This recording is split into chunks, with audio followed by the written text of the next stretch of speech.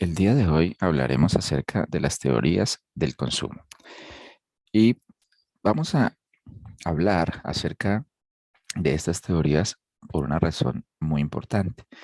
Recuerden, por favor, lo siguiente, que nosotros tenemos una ecuación macroeconómica fundamental, voy a permitir escribirla por aquí, donde decimos que Y, ¿cierto? Que es el PIB, es igual a la suma de varias variables macroeconómicas que se conoce por el enfoque del gasto de la siguiente manera.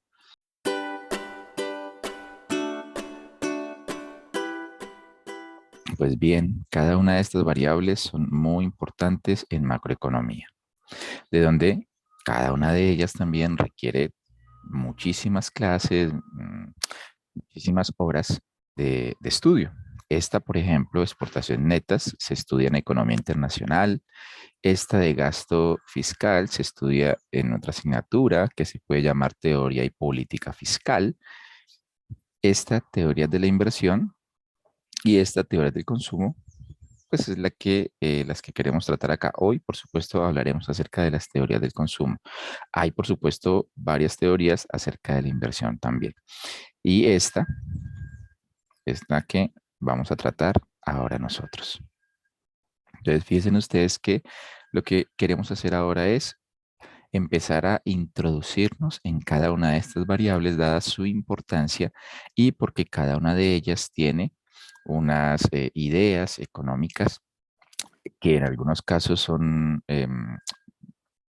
tal vez del todo no contradictorias, pero sí algunas quieren solucionar unos problemas que dejan otras. Y en ese sentido, pues vamos a hacerlo partiendo del fundador de la macroeconomía moderna, o por lo menos así se conoce en términos generales, que es John Maynard Keynes. Listo, entonces teniendo en cuenta este contexto desde el punto de vista macroeconómico, vamos a continuar. Bueno, aquí una frase de Adam Smith: el consumo es el único fin y propósito de toda la producción. Muy interesante para un análisis desde la demanda, en este caso. Fíjense que este es el enfoque de la demanda para medir el PIB, es la ecuación macroeconómica fundamental o enfoque también del gasto. También lo podemos reconocer de esa manera.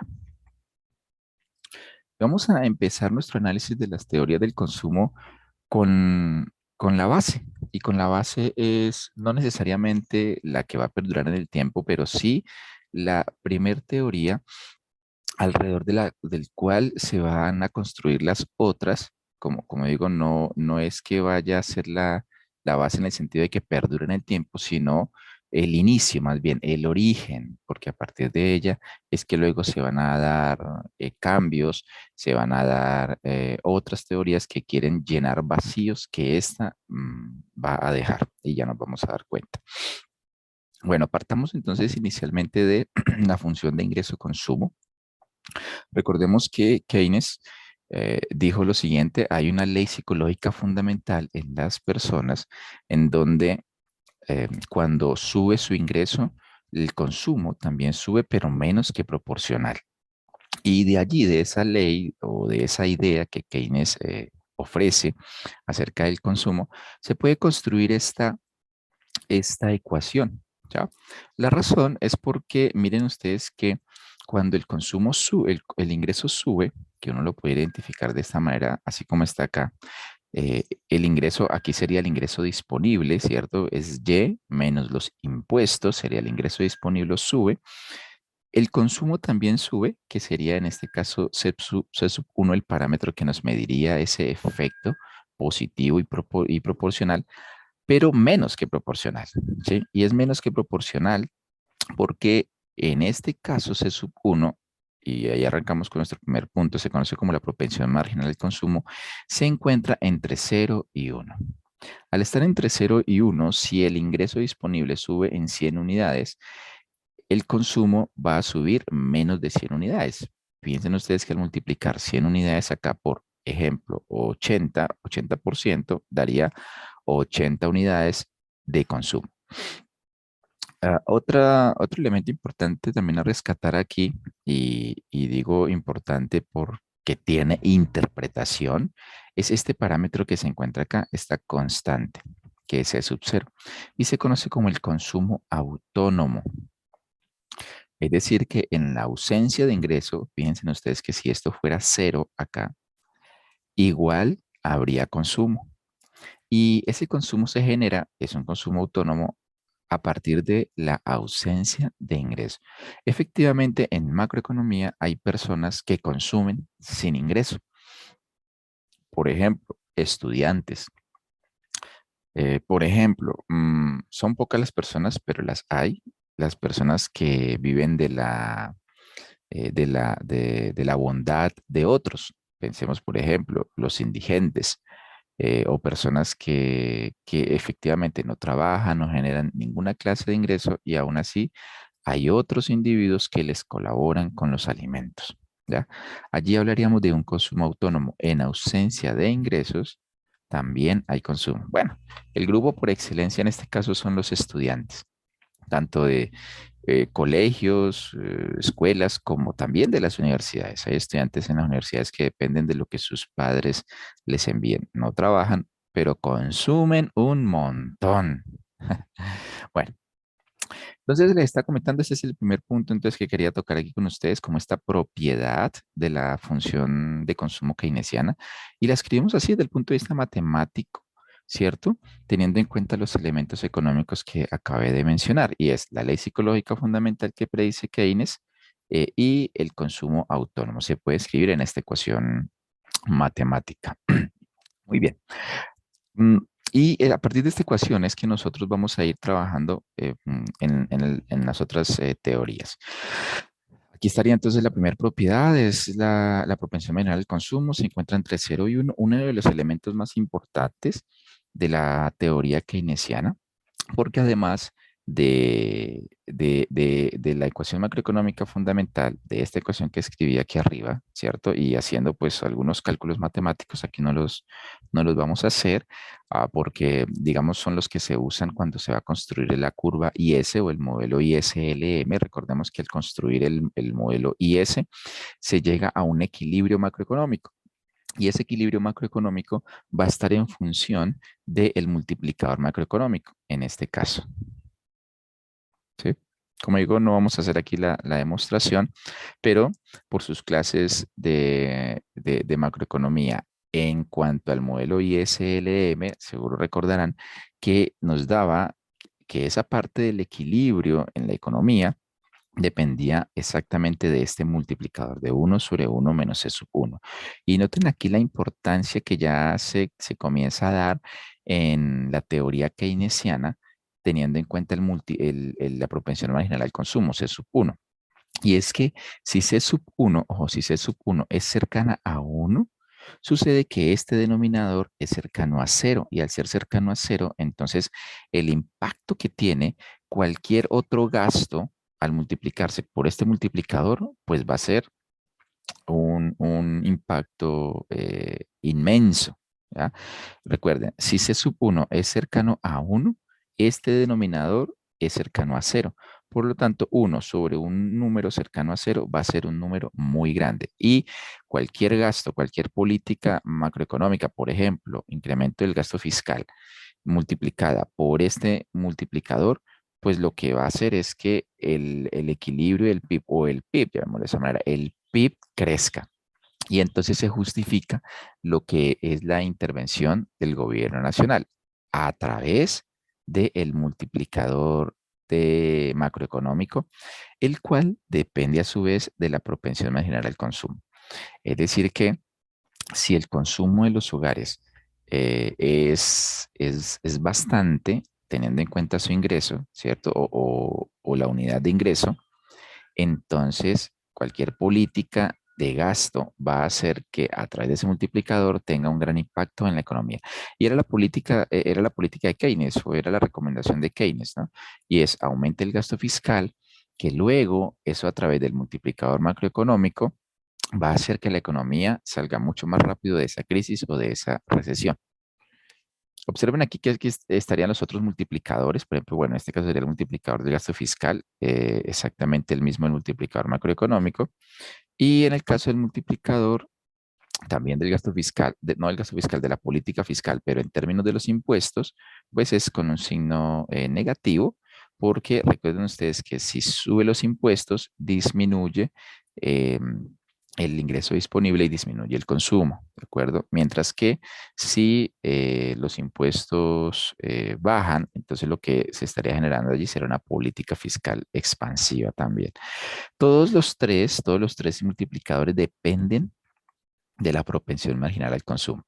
Por lo tanto, lo que uno esperaría y lo que esperaba Keynes era que la propensión marginal al consumo fuera alta, alta, no cercana a cero ni de un 50%, sino alta, llamémoslo un 80%, por encima de un 70%, 90%, ¿sí? Que fuera alta, porque solo así pues tiene sentido de que el impacto de cualquier política económica sea mayor sobre las variables macroeconómicas. Muy bien, esto sería entonces lo primero para rescatar y para comentar aquí de la función keynesiana. Vamos a continuar sobre ella. Lo segundo que podemos decir es lo siguiente. En la teoría de la función keynesiana o la teoría del consumo de Keynes, que la propensión media al consumo disminuye conforme aumenta la renta, es decir, las personas ahorran más. Si nosotros tomamos esta función y la dividimos en Y, nos va a dar lo que es la propensión media al consumo. ¿Y de qué es lo que trata esto? Pues trata de lo siguiente, y es que en la medida que el ingreso suba a través del tiempo, ¿sí? Lo que va a suceder es que la propensión media al consumo va a caer.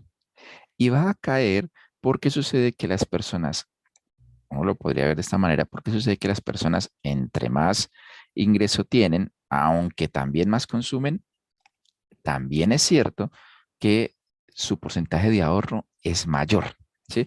O sea, a veces tenemos el pensamiento, ¿cierto?, de que entre más ingreso, más consumo.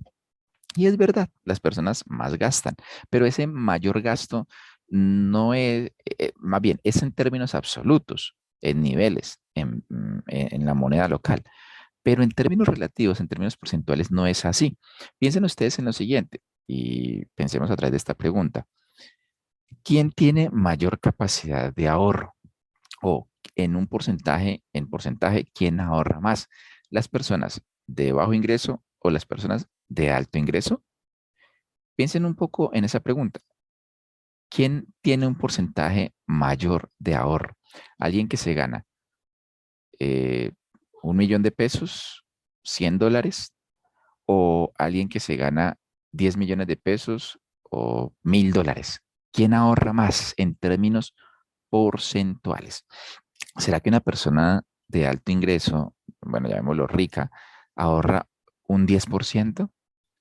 ¿Será que una persona de bajos ingresos ahorra un 10%? Pues bien, las respuestas en muchas ocasiones han sido que las personas que ahorran más en términos porcentuales son los ricos, porque tienen la capacidad de ahorro. Las personas de bajos ingresos tienen menor capacidad de ahorro. ¿De acuerdo?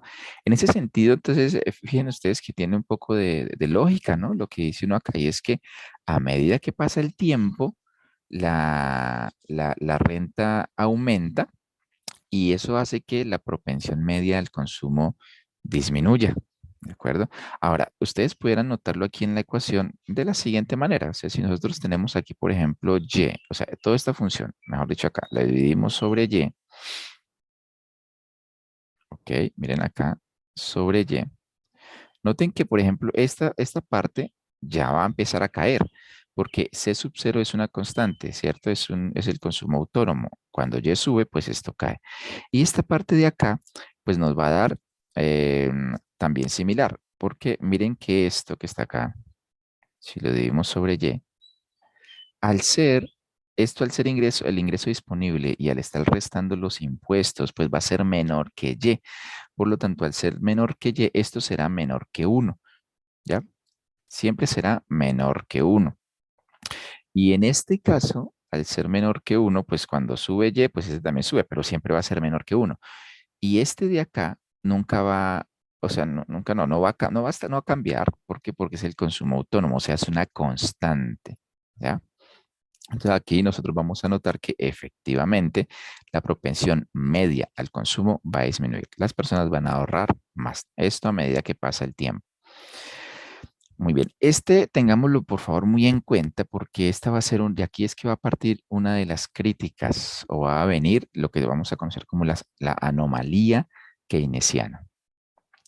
Y en tercer lugar, decimos que la renta es el principal determinante del consumo y que el tipo de interés no desempeña ningún papel relevante. Bueno, esto era lo que pensaba G. Keynes. Realmente la tasa de interés va a tener un papel relevante en las teorías de la inversión, pero en este caso no.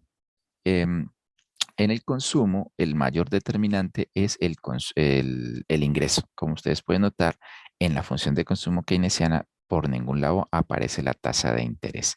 ¿Ya? Aparece solamente el ingreso.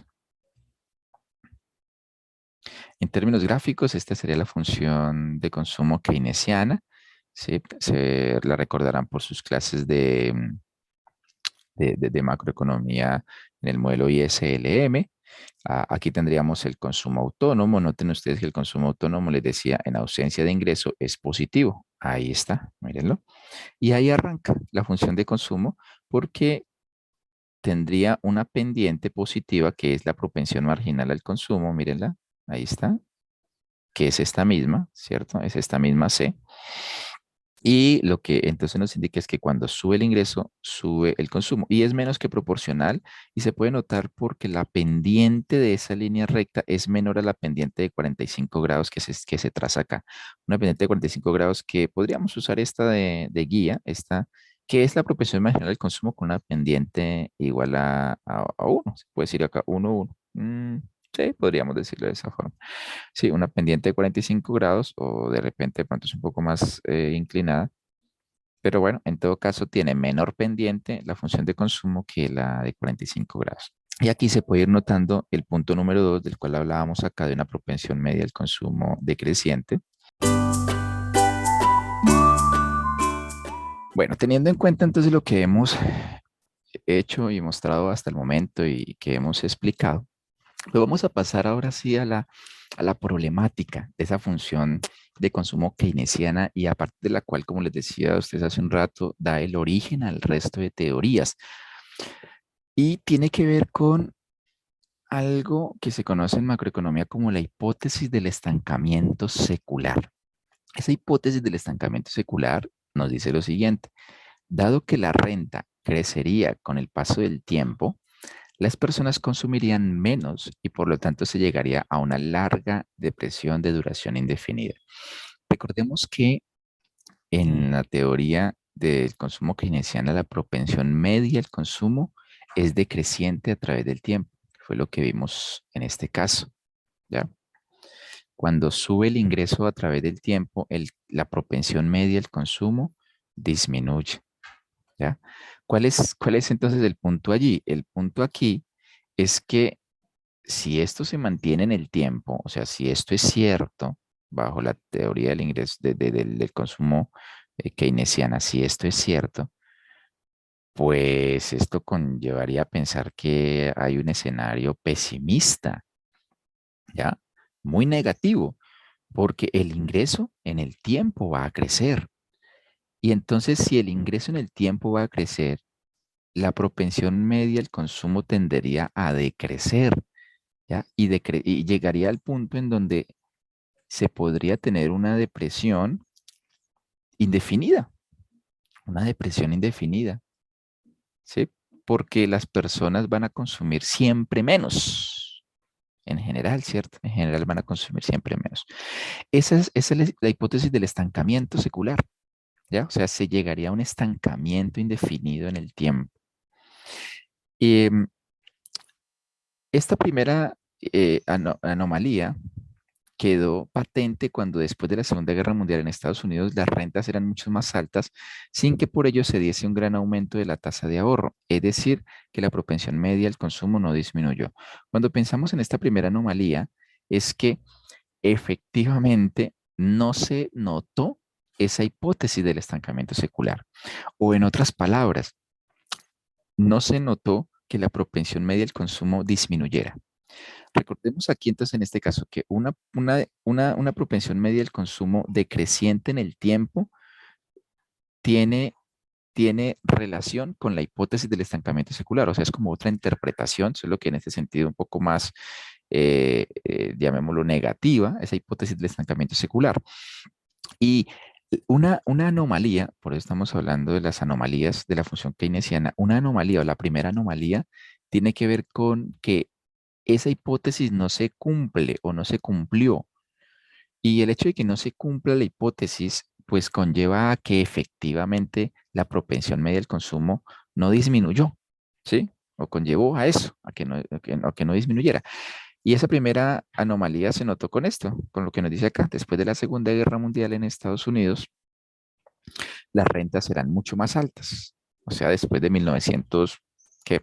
1940, bueno, después del Bretton Woods, llamémoslo de esa manera, después de 1945, se pudo notar que las rentas eran mayores, pero la propensión media del consumo no disminuía, ¿sí?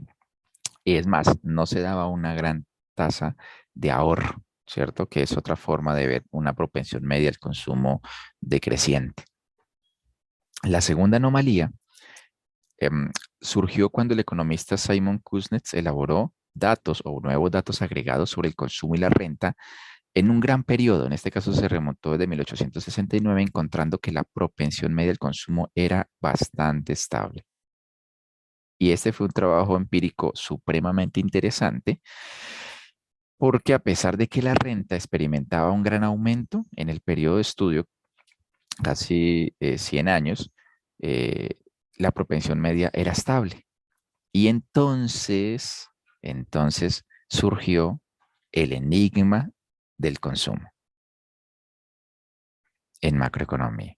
Y el enigma del consumo, teniendo en cuenta estas dos anomalías, es el siguiente. En el corto plazo, la propensión media del consumo es decreciente, como predecía Keynes, o según la función keynesiana del consumo, pero en el largo plazo era bastante estable, cosa que ya la función de consumo keynesiana no era capaz de captar.